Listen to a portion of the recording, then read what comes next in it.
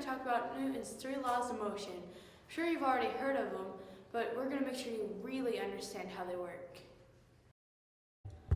The first law is also known as the law of inertia. Inertia is an object's resistance to changing its velocity.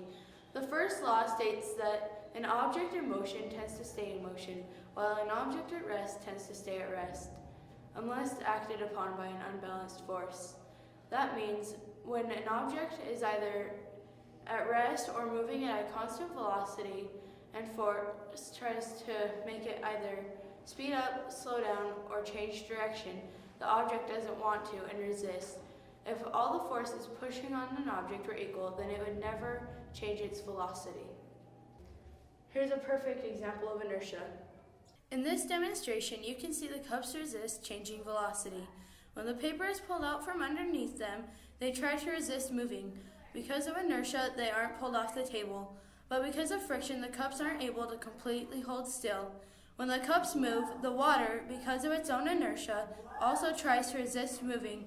That's why the water piles up on one side and starts to slosh around. Pretty cool, right? The second law states, when an unbalanced force acts on an object, it will accelerate in the direction of the force. The formula is acceleration equals force divided by mass. So the more mass an object has, the lower its acceleration will be and the slower it will go.